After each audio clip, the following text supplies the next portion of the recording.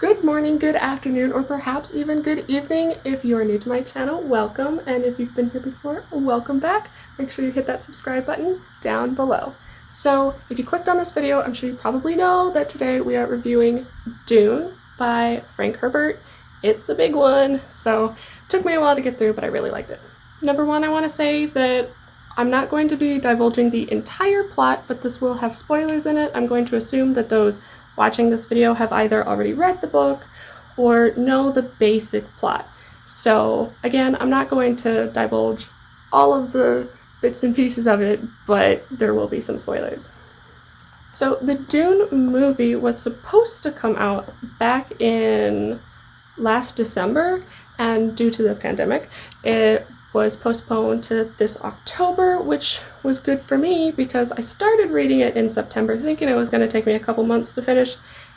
Ended up taking me about 10 months to finish this book, which I know it's big, but for me that's kind of a long time. So I was just hoping to finish it before the new movie came out, and it is now June, so I did that in plenty of time. For a general rating, I would say that out of 5, I would place this at 4 stars. It wasn't necessarily my favorite book ever, but I did really enjoy it, and I acknowledge that it's iconic and has influenced a lot since it came out. Speaking of which, this book came out in 1965, which is before Star Wars, and that's important to remember because there's a lot of similarities between the two. It later had a movie that came out in 1984, which we just watched recently, and this is not going to be a review about the movie, but all I'll say is that the movie made me appreciate the book more, and I'm hoping that the new movie coming out will be, I don't want to say much better, but just feel more like the vibes of the book, because the movie from the 80s was very dramatic, and I feel that the book was more serious, and those are two things that there's a thin line between, but they are different. I think that one of my biggest hangups about the book was my feelings towards the main character, Paul. Paul was just not my favorite. There were things about him that the way that they portrayed him in the 80s film is different, so if you've only seen that and not read the book, you might not agree with what I say, but the way that the book portrayed him, I felt like he was kind of sociopathic, which, again, after watching the movie and going back to the book, I have a higher appreciation for the nuances of the story, and I sort of get it now, but he still wasn't my favorite guy. And I'm willing to admit that he's played by Timothée Chalamet, who is not my favorite person ever in terms of an actor. I don't know about him as a human being, but just in terms of an actor, he's not my favorite. So that might be part of it. I don't know. Maybe it's just a young man thing that I don't relate to. I don't know. I didn't relate to his character so much, and I found problems with some of the ways he dealt with things. I was, however, partial to Duke Leto, who I pronounced as Leto. That's the thing about reading, is that there's so many words that you just pronounce wrong for months in your head, and then you watch a film or something, and it's like, oh, guess what? That was incorrect. Anyway, Duke Leto is going to be played by Oscar Isaac, who is one of my favorites of all time, but even without that casting choice, I really enjoyed the character. I liked that he was shown as being a strong leader, but also compassionate. And the movie touched on that, but I think that the book did a really good job of highlighting his style, and I liked that. Now, if you're completely new to the book, a good gauge for it is that I feel that it is between Star Wars and Game of Thrones, and that if you liked both or either of those, you'll probably like Dune. So there's planets, and I guess I didn't explain to you the plot, but I'm assuming you generally know it. It's about a family that moves to Arrakis, which is the planet Dune, and they take over rule of it, which the Emperor had them do. And so that's the Duke's family, Paul and Duke Leto and Lady Jessica. So it is then their job to take care of this planet and rule it and take over for Baron Harkonnen, who has been kind of shuffled off by the Emperor. And there's a lot of political drama in that, so I'm not going to get into it. I mean, there's a whole book detailing this, but that's generally the plot. So it reminds me a lot of Star Wars. I think Star Wars took a lot of inspiration from it, but it's a little bit heavier than Star Wars. I don't know if it's heavier than some of the newer things that have come out that fall between Star Wars films, like Clone Wars and all of that. Those are very political and such, but it felt a lot like Game of Thrones, but Game of Thrones is like something completely different. You know, this book is more accessible to a wider audience, I would say.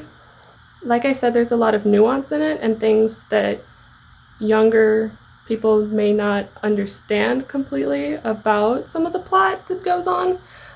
Like, if I read this in high school, some of it would have gone over my head.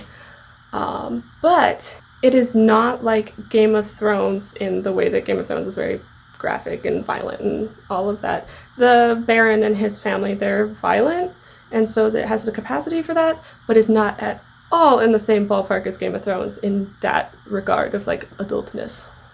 Which I read the first Game of Thrones book. It's been a while, so I feel like if I read them again, I would feel differently. But I did like this much better than that. In terms of sci-fi fantasy, I think that the world building in this, especially considering when it was written and the other things out at the time, is fantastic.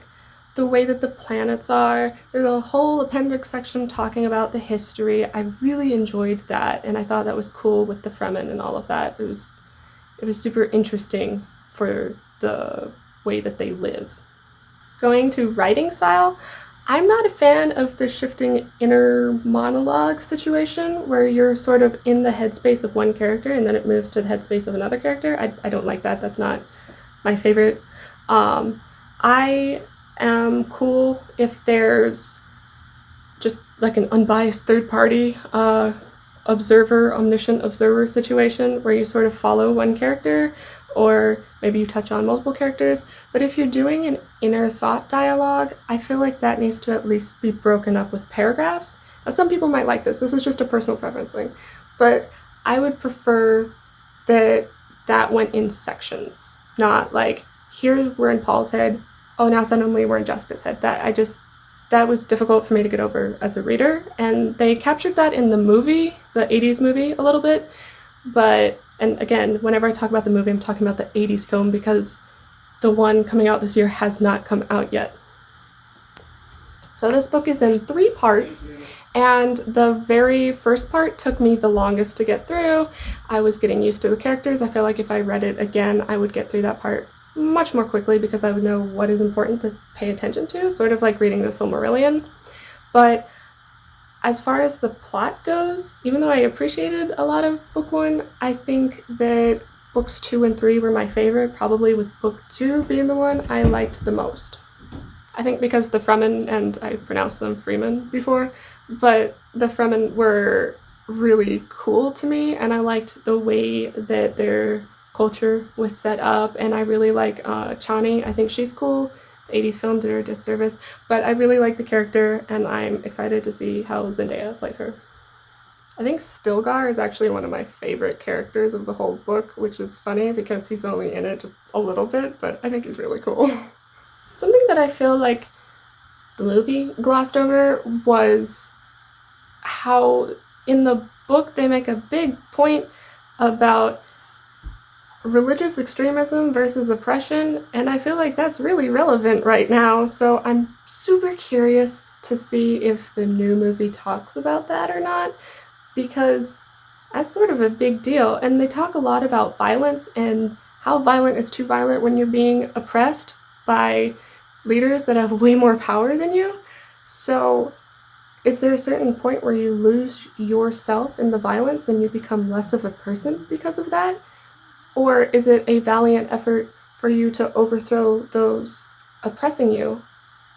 It's something to think about. And like I said, it's relevant right now, which I was pleasantly surprised by that, but also a little bit disenchanted, I guess, because we've been dealing with this for a long time in society.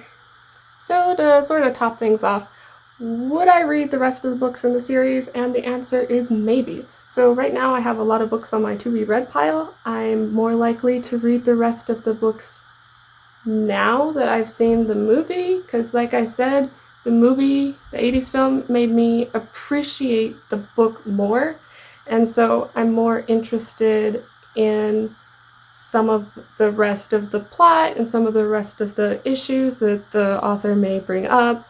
I'm curious about that, but right now I don't feel a strong desire in me to just jump on the next book, because there's some series that I definitely feel that way, where as soon as I finish one, I'm like, oh my goodness, I need the next one right now.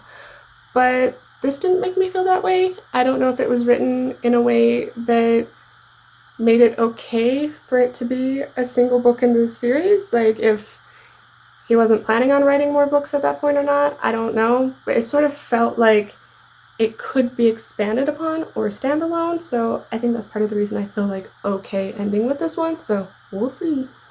Alright, so that wraps up this book review. Remember to like, comment your opinions below. How do you feel about Dune? All of that. I'm happy for the discussions in that regard. I hope I didn't upset anybody in any way. I know people are quite loyal to this book, but I really did enjoy it. I hope that was clear. And subscribe to my channel if you feel like it, I guess. So if there's any other books you would like for me to review in the future, leave those down below too. I may or may not be doing a review on the movie after I watch it, depends on how strongly I feel about it. If they pull a Percy Jackson, I may have to do a review. So we'll just have to see. But I hope you all enjoy your books in the future and enjoy the Dune movie coming out. So, see you later.